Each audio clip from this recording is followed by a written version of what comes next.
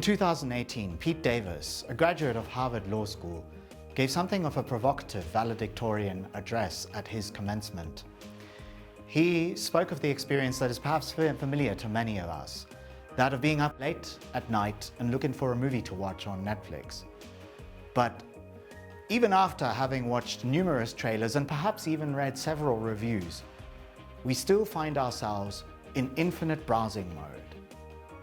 After 30 minutes of frustrating searching, unable to have made a choice, we're now too tired to watch a movie, decide to cut our losses and go to bed. Pete Davis provocatively suggests that this is perhaps the defining characteristic of our age. He calls it keeping our options open. And he likens our generation to someone who is in a long corridor filled with doorways, but finds themselves unable to make the choice to open one doorway and spend some time in one room for fear that this choice would lead to the loss of the opportunity to see what was behind the other doors. And so we spend our lives stuck in the corridor, keeping our options open. In today's gospel, when Jesus says, "It is the Spirit that gives life, the flesh has nothing to offer," perhaps what he means is speaking to that experience, that temptation that we experience as human beings, to want to open all those doors, to peek behind all those doors and have all the experiences we possibly can, gratifying our flesh in a very brutish way.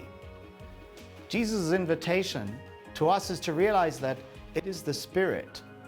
that will enable us to make a commitment to one of those doors and to spend our lives in one of those rooms. Because peeking behind every single door but never committing to one simply won't bring the fulfillment and joy that we long for. But even when we've been able to make a commitment, I think there's a part of us that remains wondering what was behind those other doors that we didn't get to open. And when the going gets tough, we find it difficult to recommit to that which we have vowed our lives to.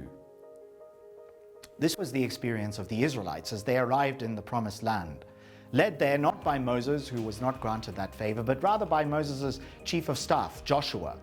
who was a very accomplished military commander and defeated all the Canaanite tribes in order to usher the Israelites into a new way of existence, so that they left behind their nomadic, wandering years in the desert and were now called to a new life of settling down, planting crops, and building permanent homes. The people all around them, the Canaanites, had their own gods, the Baals, who were gods of fertility, gods who had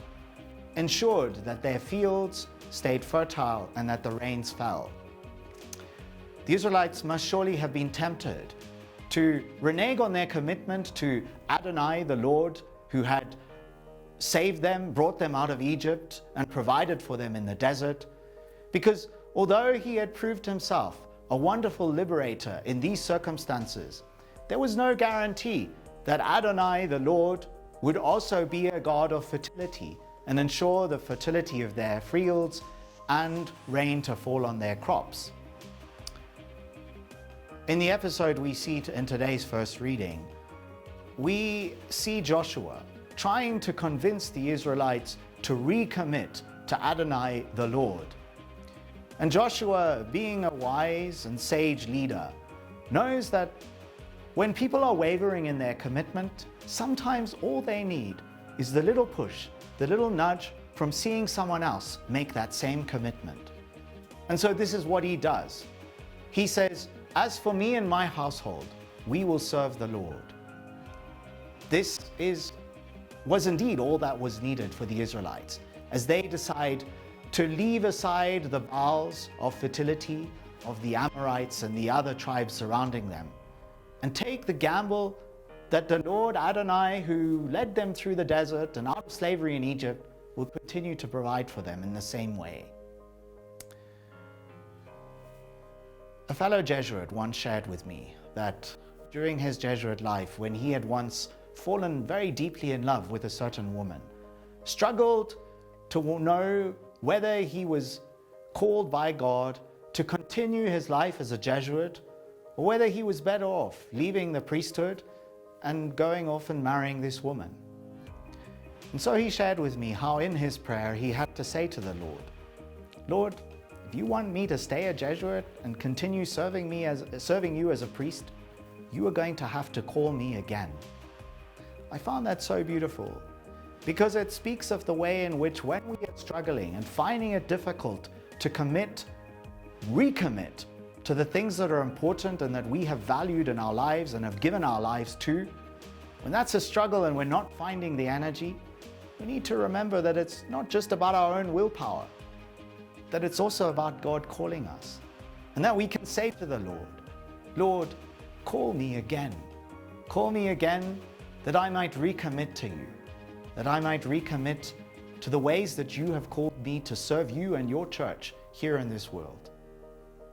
May we find this grace this week and this day. Have a blessed Sunday.